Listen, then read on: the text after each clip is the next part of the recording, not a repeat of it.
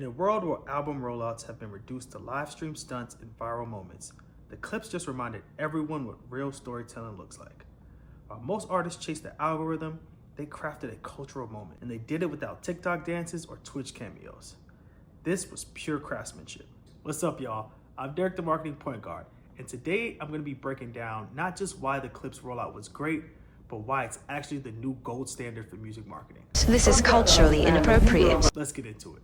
So in May of this year, the Clipse formally announced that they had signed with Roc Nation for distribution, and along with that came the July 11th album release date for Let God Sort 'Em Out, which would be the Clipse first album in 16 years.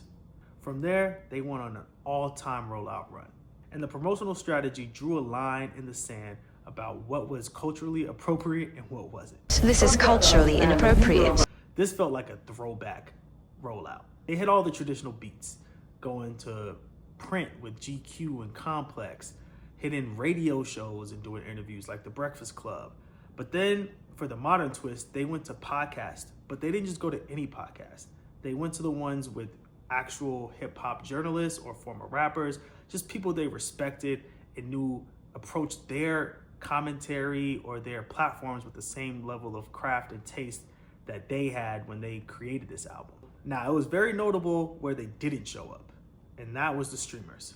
This is culturally inappropriate. Which have become sort of the new gatekeepers of hip hop in your music rollout. It's no secret that the music industry took a huge hit over the last couple of years, and they're still reeling. And, typically when things are down, marketing budgets also get cut. So it's no coincidence that labels and reps are looking for the quickest way to reach the most amount of people. And that has become the streamers. If you get on a Kai Cenat stream to talk about your album, or go on a Blackboy Mac stream and, kind of make a song with him and engage in his platform, that's kind of the quickest way and the most efficient use of dollars to get the word out about an album. But how crazy would it look for Clipse to go sit down with a Kai Cenat, who was 6 years old the last time they dropped an album? This is culturally inappropriate. This is also where most marketing plans get in trouble. You can't do a one size fits all. You have to understand what you're working, who you're working with, and plan accordingly. Yes, there's some beats that you might want to do, hey, we need to get a print publication, we need to get a radio interview, we need to have a live performance. It's okay to kind of have all those things you want to check the box on, but you can't take every artist and approach it the same way. The artists, the platforms that work for the Clipse are not going to work for a Lady Gaga. You know what I'm saying? So you have to have some flexibility in that. Ultimately, the biggest challenge with artists relying on streamers and their live reactions is the lack of context. Now, you're leaving all of that nuance, all of the feeling that you put into it, all the stories behind, how this record came to be, which, how you decided on the track list, the order, which songs almost didn't make the cut, which did. You strip all that away and just give it to a streamer at midnight and say, what are your thoughts? And they could like it, they could love it, but that's leaving a lot of hard work, I would assume, in the hands of somebody who won't treat it with as much care as you did crafting it. So that's one of the things I'm hoping come out of this is people go back to talking about their work and providing that context. We had so many interviews with the Clipse, and through all of those different conversations, we're able to pick up different nuggets.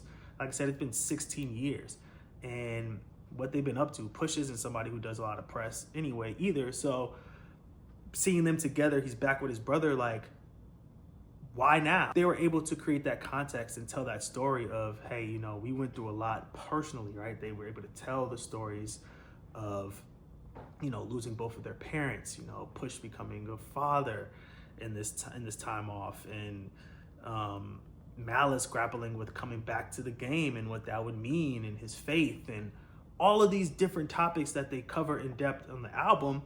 But we also get this kind of complimentary commentary that just further contextualizes how they feel, what place they were creating from, and that just increases the connection for us. And so when you press play on July 11th, when the album dropped, it wasn't just random music. It was something you had been preparing for, that you had understanding of, and you were excited to hear it finally after hearing it being talked about by so many platforms for so long. And that's why it's called a rollout. You're rolling out the product. You're building the excitement. You know, you're getting that momentum going and it's rolling, and then now, bang, the album is here, and you can get that sort of positive reception and that critical acclaim. This is culturally inappropriate. So obviously, some of the things that came up during the rollout and the conversations, you know, the label drama, the potential suppression that they faced because of the Kendrick verse, Pusha T taking shots at Travis Scott on So Be It.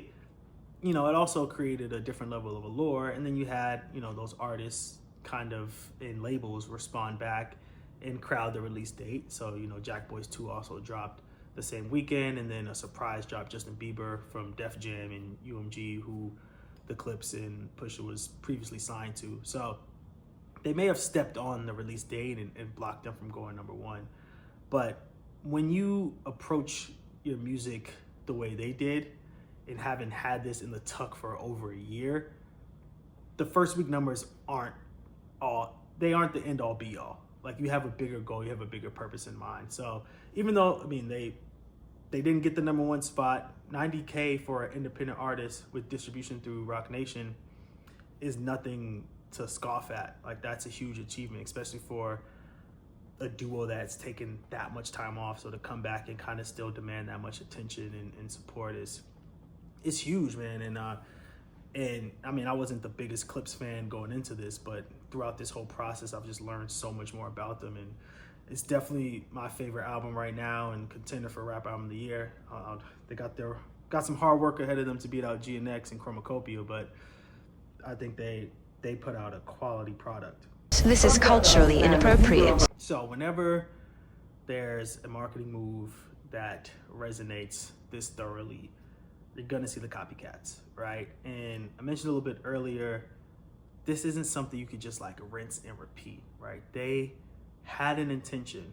They had a product that spoke to that same intention, and they crafted a marketing plan off that same intention. I know I sound like I'm probably beating a broken record, but that's really what it is. Like, you have to look at each thing for what it is, right? You have your tactics, you have your moves, you have your strategies that you know work, but you can't just plug and play any and everything into that process. You have to kind of make it personal, and you have to make it unique for the project that you're working on. So that's what I'm hoping people take away from this. This will be the bar for rollouts, but you know, you can't just come get another artist and hit all the same beats that they hit and expect the same results. That's what I'm looking forward to see, like, who's really been a student of this, who's gonna pick up on those little tips and tricks and create their version that's just as dope. This is slowly turning into like a music marketing podcast, but you know, a big part of the culture is hip hop, and so when something dope happens in those spaces, I'm gonna cover that as well, especially while the NBA's in the off season and things are a little bit quiet on that front. But yeah, man, the summer's starting to heat up. Like I said, this album has been in heavy rotation. But let me know what you guys think of the album, what you think of the rollout. What other artists are you looking forward to? Who do you think is gonna have the next big rollout? For me, I'm putting my money on Joey Badass and JID. JID was on a nice little run right before the Clipse really took off, when, you know, his Pre-Lux and his single feature work with Offset. That's a fire track. So I think he's got a nice little runway now. His album's coming out in August, and I believe Joey Badass is coming out along the same time. And him coming off the Joey versus the Field beef, you know, he has a good opportunity with some new attention on him as well. So those are probably the two that I think in the immediate future will kind of have an opportunity to kind of build in the same way that the Clipse just did. But yeah, if there's anything else I missed or you guys want to talk about it, I want to see y'all in the comments, and catch y'all in the next video. Peace.